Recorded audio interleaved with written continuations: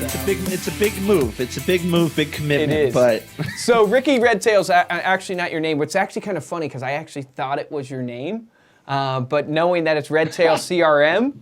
So I guess, walk us through, because we got connected with you guys. We got on board here with ReminderMedia at the, with LPL Financial. So for those who don't know, Right. LPL is a big financial services company, and they have a ton of financial advisors, and we were able to go to one of their conferences. And, we've kind of been seeing Redtail at these financial advisor conferences that we go out to. And we just see so many people talking about you guys that we said, hey, we gotta figure out who these guys are. It turns out that you guys are a CRM platform. I think you're the most popular CRM platform for LPL, if not in the financial services arena. And so at that point, we wanted to get connected with you guys. So we actually, here at ReminderMedia, are trying to integrate with you guys at Redtail, to where we actually put our products within your CRM, make it easier for our financial advisors to use you guys' CRM. But with that being said, I'm excited to really hear your journey and your story, especially because the philosophy we have here is that your net worth is going to be directly correlated to your network. And I always coach people that it's about how you manage your database, meaning your ability to manage, you call it your database, call it your list of contacts, your relationship, or your relationships. How you manage those people will directly correlate to probably the income you make, the amount of success, how long you'll be in the business. And a CRM, obviously, is the main tool to be able to do this. But if you could kind of introduce yourself to the audience, tell them your story, how did you get involved with Redtail, to kind of take us up to today, and then let's dive in kind of to the topic of CRM, what's a good one, how do you do it, what are the principles you would teach when managing your CRM? Sure. So go ahead and it, man. introduce yourself to the audience. You gave me already a very regal introduction, so it's much appreciated. And he's good looking, guys, so go to the YouTube video. No. There you go. I swear this happened. I was walking out of my joint today, and I realized, oh yeah, this is going to be on video. I had to go back and shave a little, do my hair. I forgot all of that, so I'm glad I remembered. I've been with Redtail for pushing 8 years now. It'll be 8 years in December. And I didn't go to school for anything financial. I went to Scottsdale Community College, and I studied filmmaking, screenwriting, and public speaking. And that's what my degree is in. And after that, I did a stint at Disney World. I did a college internship at Disney World, where I drove for anybody who's been to Disney World, Animal Kingdom, they have the Kilimanjaro Safari attraction, which is a safari tour ride. Real animals, real guide, real driving. There's not a track that we're locked in on. It's not like the Jungle Cruise. I was in control, right? I was at the wheel. So if we're going together, And I came back from that, and that's when the housing crisis hit. And so all of that sweet, sweet money that I spent going to community college, all those student loans I avoided, it basically turned into credit card debt after that, because I couldn't get a job. I couldn't get a job for a year. And I worked with kids before and after school care at the Chandler School District here for 2 years, working 30-hour-a-week split shifts, wondering, what am I going to do with my life? And then one fateful weekend, and it's crazy that I can pinpoint this down to one weekend, but one weekend I was, as a matter of fact, it was actually this very close to this weekend, because one of my good friend's birthday was the basis of this party we went to. And her birthday is today as we record this. So it was very close to the anniversary there. My old high school buddy, David Melhorn, came to that party. And we ran into each other. I was probably a level of inebriated. I don't know exactly how. A level. And we had grown apart during college. We went to different colleges. And I saw him on Facebook. I saw his adventures, all of his travels, going all over the place, talking for Redtail. And I asked him, what do you do? You travel everywhere. Are you a secret agent? What is it? And he told me all about Redtail, all about what they do, all about what he does in terms of sales, conferences, meeting people, public speaking. And I said to him, I would be very good at that, don't you think? And he agreed. And I said, let me know if you have any openings. What's crazy is that he had no business being at that party because that was the weekend he proposed to his wife. I didn't know this, but he came to the party before going to California to propose to his wife. So he had no business being there. But because he was there, we had the conversation. A month later, he calls me up. I apply, and the rest is history. Now he's the director of sales. I'm the managing training team lead. And it's crazy that I can pinpoint it to that exact point. Not a lot of people can pinpoint a big swing in life to one conversation. And I love that I can do that. I think it's really fun. So how many users does Redtail have now? As like you guys obviously produce. I mean, tell the audience a little bit about Redtail, what you guys do. Sure. And then, how many users kind of you guys have? So Redtail is web-based contact relationship management software, CRM. A lot of people call it client relationship management, but I call it contacts because you're not just managing client relationships. It's prospects, it's family, it's more than that. Fortunately, contact also starts with a C, so it works. But we are the number one used CRM in the financial services industry. We've been around we just celebrated our Sweet 16 this year, so we're coming up on 17 years. Nice. And I would say because of our subscription model, it's web-based. It's a month-to-month subscription. There's no contracts. You're not locked in for anything. And the way we do it is we don't do it per user. Okay. Almost every other CRM out there does per user. Some don't. Some offer packages. But for us, it's a month-to-month subscription for up to 15 users. Street price, $99 for all 15. And then we offer various discounts. I think LPL is down to like $50 or $60. And because of that, we have it's got to be around 40 to 50,000 databases, which translates to over 100,000 users. Wow. But they're not individual licenses, so I always give that little kind of explanation for it. But yeah, we are the most used CRM. Depending on what financial services publication you read, we're either 1 or 2 in terms of surveys. But in all fairness, Outlook is oftentimes the only thing that gets rated above us, and I don't really consider Outlook a CRM. So I basically consider us number 1. And we've been going strong. We were the first web-based CRM when we started, and now everybody's web-based and things like that. But I love it here. I'm wearing the shirt. I drink the Kool-Aid. I'm not really getting a name change, but it's not all completely off the table. I love it here. I love working here. I love the people that I work for. Do you actually go by Ricky everything. Redtail, or did I just make that up in our conversation? No, a lot of people know me as Ricky Redtail. Okay, My I was Twitter like, I is know I @RickyRedtail. heard that from somewhere. I know somebody calls him Ricky Redtail. I mean, listen, when you do what I do, and you guys know this, it helps to brand yourself, build the personality of who you are. And I already have plenty of personality. Especially because you're the chief evangelist, man. You're just like, you're out there spreading the word, man. I'm out here doing the Redtail revival. Yeah, the Redtail revival. So well, let's talk about it. It doesn't hurt. Let's talk about CRMs, right? Because CRMs, our audience, we have real estate agents, insurance agents, financial advisors, a myriad of different business owners that listen to this.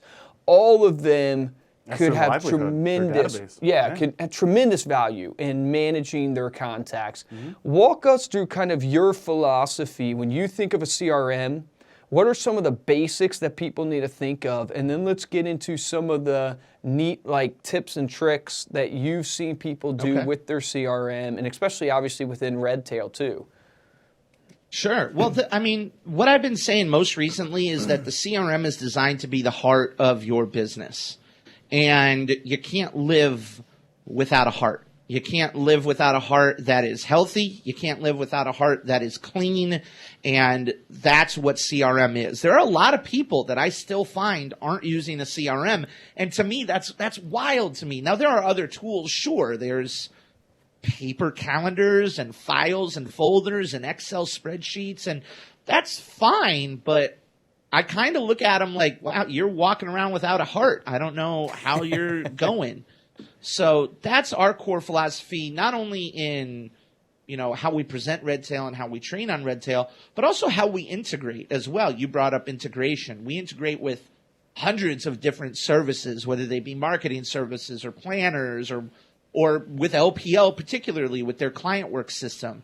And all of it is designed to flow in and out of Redtail. The stuff that you put into Redtail is designed to flow out to market, flow out to put a plan together, or like ClientWorks, flow in to give you a better idea, a full picture, if you will, of who a client is.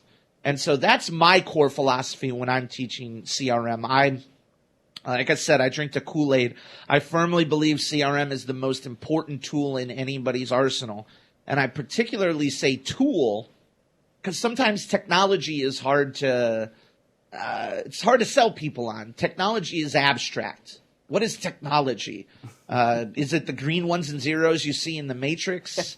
Is it a robot? So I always try and tell people this is a tool. Right. It's a tool to complete a job. It's a tool for an industry, just like a lithium ion powered, oscillating, power saw is. Yep. Like you need these tools. So a question I get all the time, right, from agents that we coach and even, financial advisors is, how do I go about picking a CRM, right? There's so many out there. Sure. Like what's, some of the ways that you guys help people kind of break down how they should find a CRM? What are the things they should look for in a CRM? Okay, that's a really good question. Now, I think one of the things as a trainer, I get a little bit of a benefit. I get a little bit of leeway because obviously I'm training Redtail. I'm talking up Redtail, but I'm also a client advocate. So a lot of times I'll tell people you should be using a CRM. Even if it's not Redtail, you should be using it. A big part of it is where does it fall on the simplicity spectrum, in my opinion. Okay. There are CRMs out there that are really, really simple to use. They don't offer any training. They're pretty consistent with most other technologies out there. And there are other CRMs that can be built from scratch and customized from scratch and require you to have X amount of hours of training on and things like that. So a lot of it is finding a fit with not only the simplicity, but also cost, staff. If you are an office with a couple billion AUM and maybe 30 people on staff, then it would benefit you to get a really complex CRM and invest the time and money and energy into making it specifically, specific to what your needs are. But most of this industry isn't that. Right. Most of this industry is, 2 to 3 to 4 to 5 person shops who need something out of the box. And that's where we come in. We're a fairly out of the box solution that offers a certain level of customization, but that customization isn't paramount to it working. It will only make it better. I always tell people you can use Redtail as a Rolodex, and it'll be the best Rolodex you've ever had, but there's a lot of power behind it. And I personally feel like we're right in that sweet spot of something that is easy to learn, easy to use, and something that is scalable, and that's a big part of it. A lot of it is about your future plans, what the size of your staff is, how simple, how complex you want to make something. What is the biggest mistake you see your clients making with their CRM? It would be too easy to say they're not using it, right? But that is, true, but meaning like that is a golden nugget in and of itself. It's like, what's the best CRM? Yeah. It's the CRM you use. What's the best system? It's the system you use. It's what you commit to using day in and day out. But as you look into why aren't they using it? Like, if people aren't using the CRM, why? Like, is it a motivation thing? Is it a, too complex thing? Why do people not use CRMs? Everybody's different, right? And that's why I never badmouth other CRMs, because I genuinely, and maybe that's why I'm not in sales anymore. Everybody is different, right? For somebody, I look at it as cars, trucks, For me, I drive a Dodge Challenger. I love my car.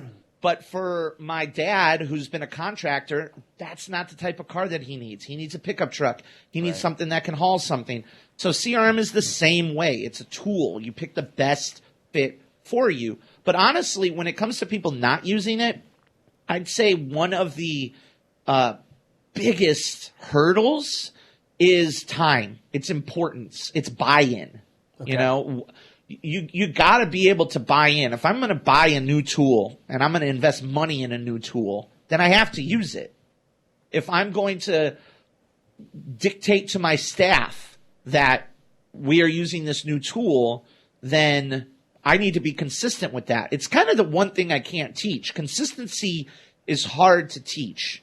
I can't go into every office and be like Terry Tate, office linebacker, and start yelling at people in their face if they're not using their CRM.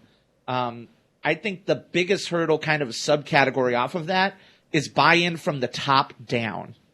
I hear so many times from staff members, from office managers, that they are all in on this software, but the principal advisor, the main owner of the company, whatever, they're not. They're stuck in their ways. They're looking at their paper calendar. They don't want to enter in the stuff. That is super hard to try and alleviate, but that is probably one of the biggest hurdles that I see offices encounter. Well, there's actually a sales principle there of, I forget who said this, if it was Grant Cardone as a sales trainer or like Brian Tracy. There's only 2 reasons why people won't buy from you. There's only 2 reasons when you sum it up. They don't believe they'll use it, or they don't believe it will work. It's like they either don't believe they're going to use it, or they don't believe it will work. Because if they believed it would work, well, then they're going to do it unless they believe they aren't going to use it. And so once you sum it up to that, you see that all the time. It's a sales principle, and you see that all the time when it comes to systems and marketing systems. Now, the way I've looked at CRMs, and I'd be curious to get your opinion on this, is really it's like you're managing your database, which is the most critical thing. You call it the heart of your business, which I believe wholeheartedly in that. Your success, like especially in service-based sales industries like real estate, insurance, financial advising, your value of your business is built off of your database. When you go to sell that business to somebody, it's going to be built off of that book of business that you built. So your database, it's really the CRM is going to help you manage that database from a cleaning standpoint, meaning like you can group these people in different groups, you can keep in touch with them. The CRM should also make your life easier in remembering what you should be doing on these contacts, right? So if I have 100 people in my database, one of the main things I want my CRM to do is remind me of the task that I have to do with these people. Specifically in our world, on the ReminderMedia world, it comes to your follow-up. Because, hey, when should I follow up with this person? What was last said when I followed up with them? And so I'm curious, when you look at CRMs, like, are you teaching your clients, hey, the first thing we need to do is we need to build your database, and we need to get your database into segments. And from that segments, that's going to dictate how we contact these people. And how we actually communicate with them. Is there anything else, like when you're setting someone up on their CRM, like what do you walk them through? Like, are there tips that you give them when they're inputting their contacts and stuff? Yeah, absolutely, man. And that's, again, you're right in line with kind of our core philosophy of training as well. There's basically the first thing that we focus on is customization and cleanup. When people transfer over from another CRM or people are starting from scratch, whatever. Obviously, customization and cleanup are going to be the 2 most foundational things that you need to set up. For us, it starts with contact statuses and categories, a status being high level. The most basic segmentation you can make in your database is the difference between a client and a prospect, right? That is the most basic, but there's more. It all depends on what you want to track: spouses, inactive clients, centers of influence, businesses, whatever. And then below that is our categories, and our categories are essentially service level categories. So if they're an active client, it's customizable. It can be whatever you want: A, B, C, D, gold, silver, bronze. I did a training one time with an office that used mountain ranges, or mountains specifically. Yeah. K2, Denali, Everest. I don't know what that means. I don't know what that means. Is the whale, right? Exactly. They knew what it meant. They knew by looking at Everest that not only is this an active client, but they get a monthly newsletter, they get a quarterly review, they get a holiday gift. Like, with one word, they knew a lot about what services are provided to this client. And then beyond just your contacts, you brought up a really excellent point, which is, what are we doing? What have we done with them?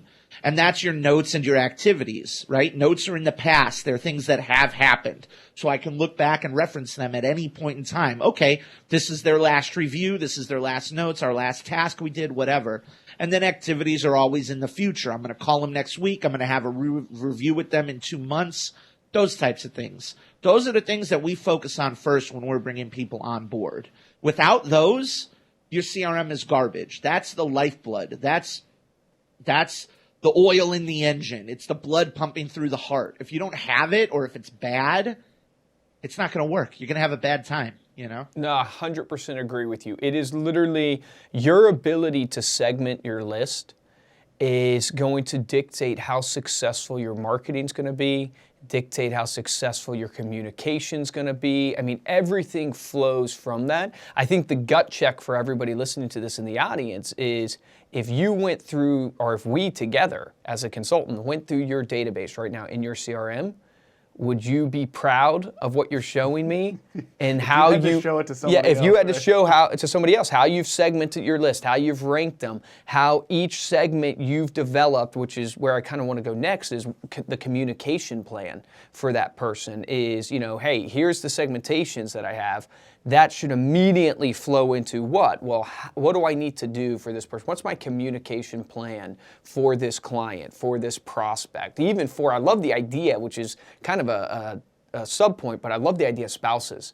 I don't really talk to people a lot about putting spouses into the CRM, but I think that's a phenomenal idea because, especially in the financial advisor world, if you can have an outreach to their spouse, you know, a lot of times, I mean, it's you know, kind of rough to say, but let's say I pass away, well, you better have a great relationship with my wife, Megan, otherwise she's going to move the money to another financial advisor, and that happens all the time. Statistics show that.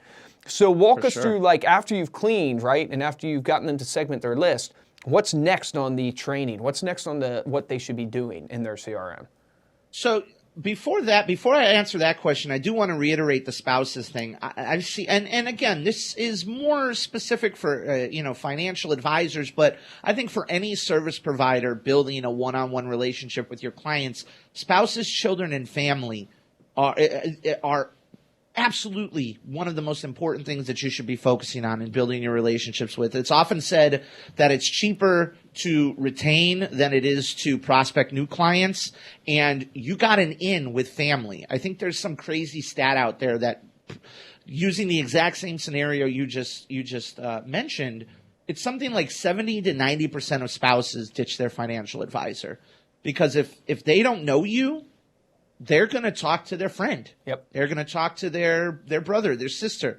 They're going to talk to somebody they know and get a recommendation. The same is true of wealth transfer. Wealth transfer is another huge thing where if you're not focusing on the kids the second they graduate high school, you're missing out. So that's a huge thing I always try and push on people and remind them of that. And Redtail helps them do that, obviously. But as far as next steps, a lot of it is consistency, again, making sure that those things are clearly defined, those things are clearly understood. A communication plan is put in place for each one of those particular items. You know, I want to look for all of my active, Everest clients, and I know I want to put together a communication plan. Everybody who's an Everest client, they're going to get a paper newsletter, an email newsletter, they're going to get this thing, they're going to get that thing, and it's going to be on this type of cycle. And then you can put those things into Redtail. You can put those things into any CRM. Set up recurring activities in your calendar, build workflow processes, put all of these marketing items together. You can even draft up mail merges. You can run everything out of that CRM. But again, huge part of it is based on communication.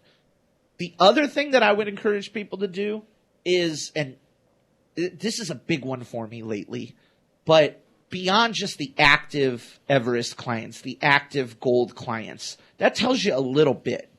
But the key word of CRM, the key letter is R, it's relationships. You've mentioned it a couple of times yourself. This is designed to do the job of maintaining those relationships. It's designed to help users remember the things about every client that they just can't remember up in their head. Stuff that you might remember about your brother-in-law. Maybe not your in-laws, but your brother, your wife, your kids. I know what my wife's, I know what car she drives. I know what her favorite coffee is. I know what her favorite restaurant is. Those types of things are what should be put into a CRM because those are huge relationship builders. And I have been shocked since August. So the past few months, I've done a number of speaking sessions and things like that where I ask the audience, who tracks some type of client favorite? Right. And it's not a lot. I would argue, that's I'm nuts. pulling up, it's crazy. Pulling a number out of thin air, just based on the number of hands that I saw raised, I would say I saw maybe 10 to 15% of the hands go up when tracking a client favorite. I just did a keynote speech at Riskalyze on this same subject in front of 600 plus people, and I saw maybe 20 hands go up, maybe 30 hands go up out of 600. That's mind-boggling to me because it is such a tiny thing people can do. It's such a tiny thing to track my favorite restaurant and then send me an Outback gift card for my birthday. It's so tiny, but it's impactful. Like when I'm sitting there eating my bloomin' onion, I'm gonna think about you. Dude, I love the bloomin' onion. That's a great idea. Anybody, my birthday is August 22nd.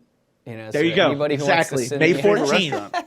Well, I'll do Outback You take it Steakhouse. I'll do that. I thought that was a great idea. It's crazy to me Here's that people a aren't tip taking that we advantage of it. give that I think is right along that same line is I always tell people, hey, look, go through your list in your CRM and then apply the Ford method to each of the contacts in your CRM. The Ford method is family, occupation, recreation, and dreams.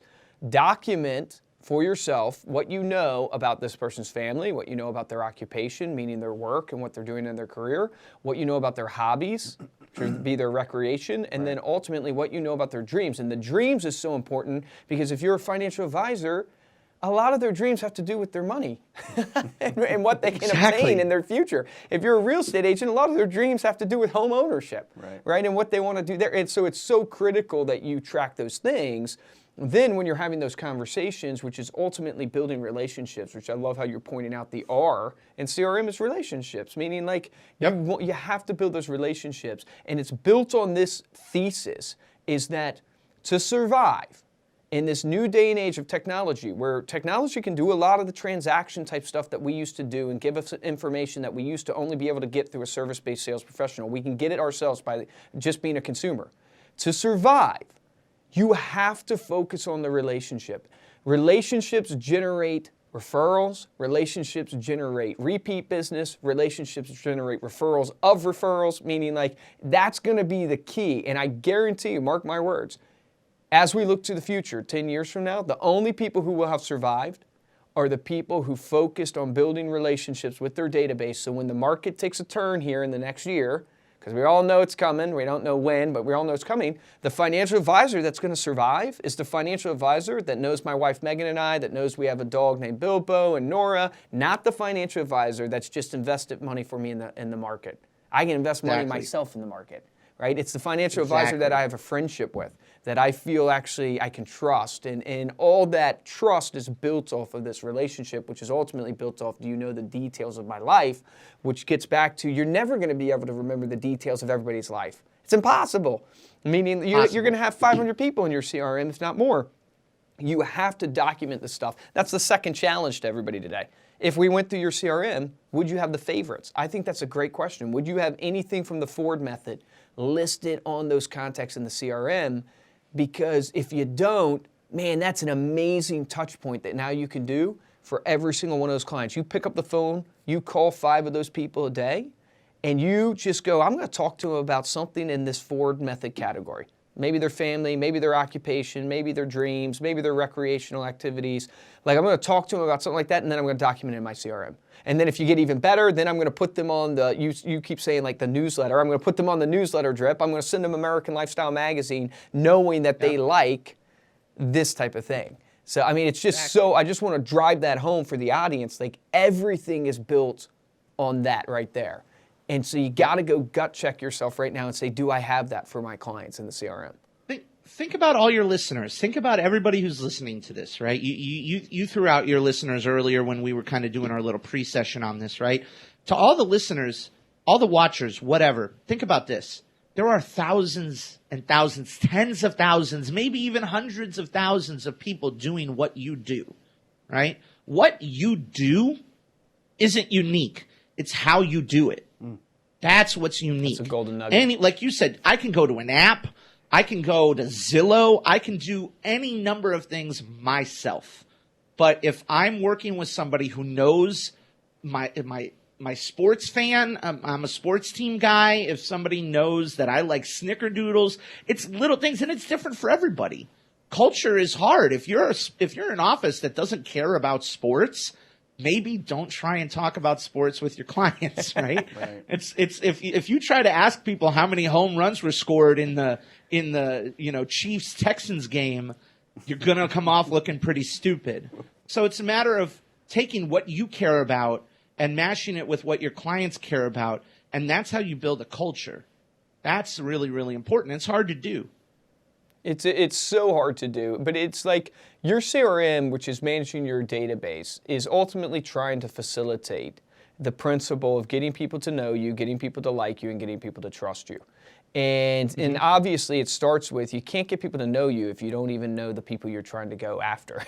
So you Right. you got to organize your list. And I mean, I think that's the major, huge takeaway from the podcast, is that if you haven't woken up to the reality, is like, first thing you got to do in business is build a database of people. That usually starts with your sphere of influence, your friends and family, and then it branches out from there to go after your target audience.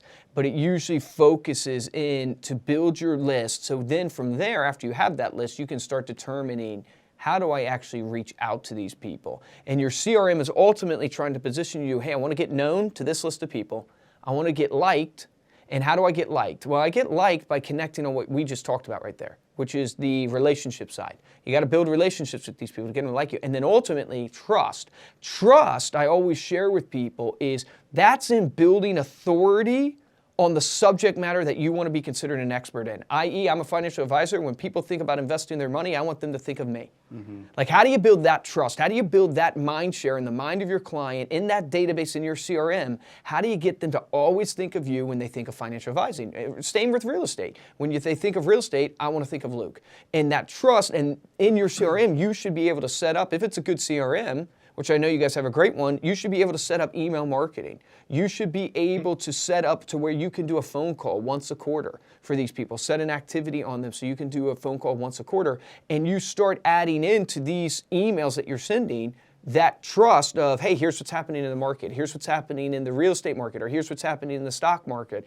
And you start building a authority on this subject matter, which ultimately, if you do those three things well, where you get this known, like, and trusted, ultimately, that's what's going to result in you having an effective business, people using you over and over and over again, people referring you out. And that's what your CRM is ultimately trying to facilitate. For sure. Absolutely. And it requires maintenance, like any tool, a chainsaw. You got to sharpen a blade. You got to change the oil. You got to put in new gas. This is the same tool. It requires maintenance, double checking, making sure that we're consistent, clean up, all that stuff. Even though that this is the first and a huge foundation to sit on, it is something that is still a consistent. It still needs to be looked at. Set a reminder every 6 months to do a report on every Everest client, or to do a report on people who maybe don't have a category or a status. That kind of thing is going to save you as well. So I have a question for you. We tend to ask this question to everybody we have that comes on the podcast. Is, I've just been such a, I don't even know, student is probably the wrong word, because I'm not a great student of it. But curious person? I'm a curious, intrigued person. Okay. Of what is the formula to success? Right? That's the question everybody's after. Everybody's, how do I be successful? What's the principles that I need to apply, the formulas that I need to apply in my life? I'm curious for you, looking back on your life so far and the experiences you've had. We know there's no magic formula out there, but what are some of the routines and successes that you've implemented in your life that has driven success for you? That's a really good question. It's kind of everything all over. I could probably list off a dozen different things. I think a big part of it is being yourself. That's been one of the huge motivators of my success. Is not only am I able to be myself, but I'm with a company that lets me be myself. I don't think I would be as successful with a company that made me wear a suit every day. I do it. I look pretty good in a suit, but I can rock a suit. I can rock a suit. Don't I got get a the few wrong of them, idea, you know? people. I love our culture here at Redtail. We work hard, we play hard, we have fun, and we're pushed by innovation. And I think that is a huge part is lean into who you are and let people fall in love with that. Let that lead you to your success, you know. And, you know, there's other things as well. I'm not the best student in the world. And I certainly didn't go to school for business or finances or anything like that. But I'm always trying to learn more. I'm on social media all the time, not just to interact with people, which I love doing, but to learn. I have my Twitters at Ricky Redtail, but I have my own personal Twitters and things like that. And even outside of the Ricky Redtail one, all of my social media feeds have ties into the writers, the thought leaders, the publications that fuel this industry. So that even if I'm screwing around, I get pieces of info, right? Even if I'm messing around, I can see on Twitter, oh, this thing happened. Oh, Schwab is going 0 commissions. And they're not the only person to do it now, or they're not the only group to do it now. I learned that by being on Twitter. So that's a huge thing that's really helped me. And then another part is thinking differently. Both myself and I get this from our CEO, Brian McLaughlin. One of the things that we try to do here at Redtail is look at the world. Look at technological advances in the world. Look at strategies in the world. And then try to find ways to pair them with what we are doing. So we talk about culture and consistency and things like that. You know, look at other companies outside of this industry. Look at the big leaders. Look at what Disney does at their parks. Obviously, I think it was 11, 12 years ago. It's now finally starting to pay dividends because I learned so much about connecting with people and building relationships with people in brief moments that I can carry on now. You know, look at what Tesla does to drive their raving fans. You know, you ever talk with anybody who has a Tesla? Like, even if you don't bring up Tesla, they will tell you about their Tesla. What do? Looking outside of your industry at other people's successes, I think is one of the most important things people do. It's one of the things I've started doing. It's one of the things Brian does. With Redtail, it's a matter of technology. You see these huge tech corporations, Google, Amazon, Apple, whatever, they're leaning more and more into artificial intelligence. And so are we. And AI is a little bit scary for some people who've watched a little too much Terminator, and I understand that. But think about the computer. Think about where the computer started. The computer started filling up buildings. You needed a building to have a computer. Then you needed a room. Then you needed a desk. Now we have computers in our hands that are more sophisticated than what NASA used when they sent people to the moon. AI is going to be the same thing. It's going to start big and it's going to get pared down more and more and more so that other industries can use it. You know, Redtail's the leading CRM provider in this industry, but we're not Google. But we're taking their example, and we will, in short order, be able to provide similar services in a way Google does. So that's why I think you should look outside, because even if it's big, especially with technology, it's going to get scaled down. Mm-hmm. That's what technology does. It scales down to a consumer level eventually, you know? That's great advice. Great advice. Awesome, Ricky. Well, thank you for being here. Ricky Redtail, Rick Williamson. Thank you. Whatever. Whichever one you want to go with. Anything. I'll answer to almost anything. Rico, Richard, Rick. Yeah, Rico. Rico. That's what we should have called it. That's your Instagram, right? Crazy Rico? Yeah, I got so many. I got Crazy Rico on Instagram. I got Ricky Redtail on Twitter. I got the Popcorn Diet on Twitter. I'm everywhere. I'm the opposite of disconnected.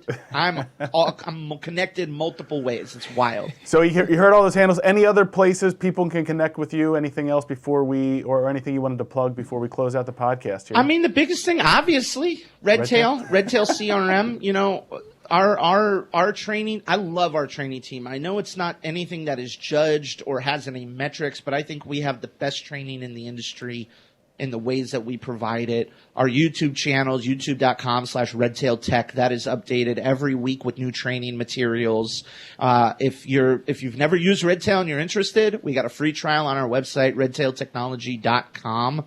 But yeah, man, we're all over. Same thing. We're all over. If you search for us on Twitter, Redtail CRM, we're everywhere. But definitely check it out. If you're not using a CRM, obviously check us out first. But I implore you to use something. Shop. Look for what you want. Look at your needs. Look at your budget. Look at your staff. And try to find that fit. Because if you're not using it, you're on borrowed time, my friends. You cannot sustain that so for much longer. So true. You are right. And thank everybody for listening. Thank everybody for listening.